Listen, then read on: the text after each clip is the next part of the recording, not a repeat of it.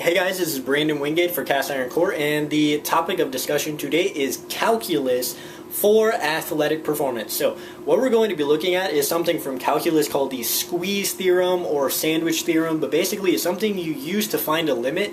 And even if you know nothing about calculus, I'm going to try and explain this simply enough to where you understand why I'm using the Squeeze Theorem as an object lesson. So looking at this, for the mathematically inclined, we have g of x is less than or equal to f of x, which is less than or equal to h of x.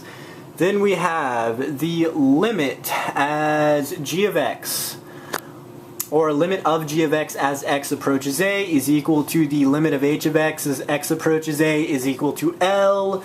Then the limit of f of x as x approaches a is going to be equal to L also. So that's a bunch of mathematical jargon and gobbledygook and all that crap, but basically, in the simplest terms possible, what all that junk means is the following right here. Alright, if we have this guy right here in the middle, and then we have this guy on the left, and this guy on the right, it says that if this guy and this guy are equal to each other, so if this dude and that dude are equal, and this guy is in between these two that are equal to each other, then the guy in the middle also has to be equal to the other two. So if this and this are equal and this is in between, this guy has to be equal to the other two guys.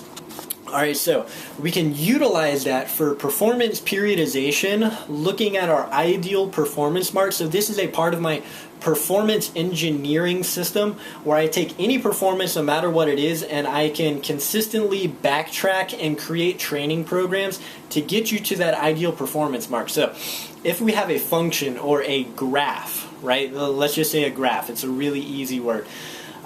Much better than function, which is confusing. So we have this graph right here, okay, of our performance. On one side, or on one axis, we have intensity. On the other axis, we have our volume.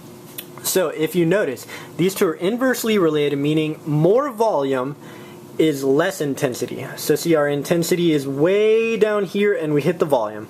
On the other hand, as volume decreases, our intensity goes up. So if we're looking at our volume here versus here versus here, see, as the volume goes down, the intensity is going up. So we have our same 2 points from earlier, our g of x and our h of x, and we have h of x way over here, way out in high volume and low intensity, and we have g of x over here, low volume, high intensity. And then right in between, right here, we have our ideal performance.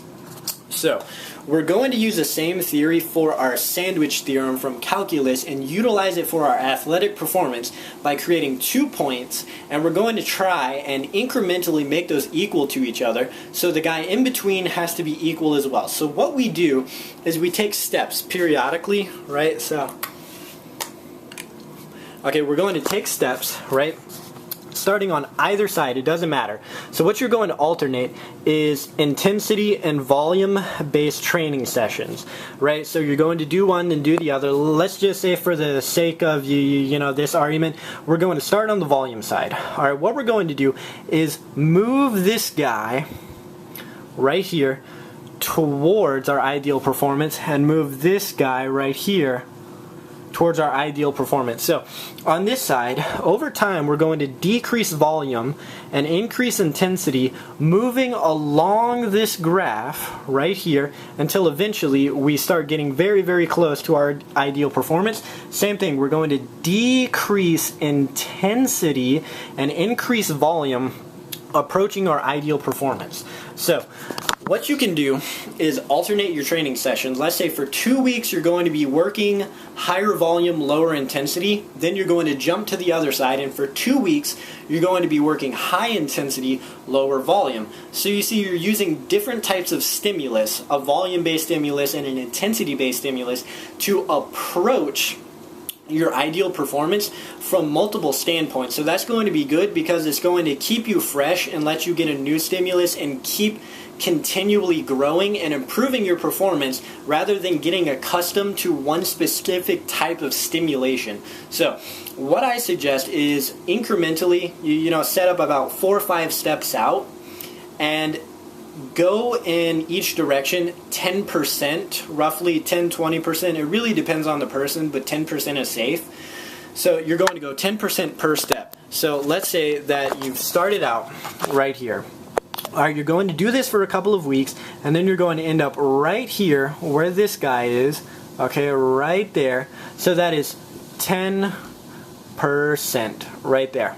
All right, then after you hit that mark, you're going to come up here on this guy, come down, right, and decrease intensity, increase volume by 10%. So here you're going to increase intensity, decrease volume by 10%, and you're going to move every couple of weeks closer and closer and closer, taking steps. So here, here, here, here, and then see they're bouncing off of each other until eventually we hit this mark right here in between, which is our ideal performance.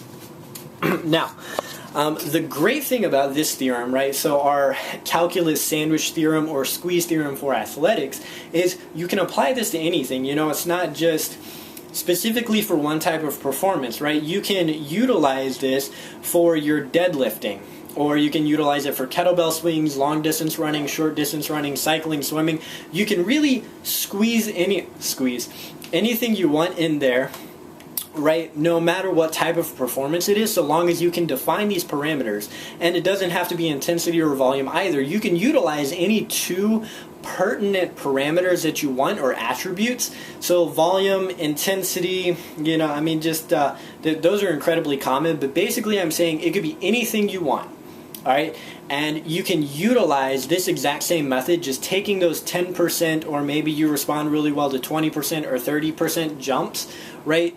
Going back and forth, approaching your ideal performance from two directions at once. So, you know, that basically wraps it up. If anybody has any questions, post something in the comments, or you can actually email me at castironcore@gmail.com.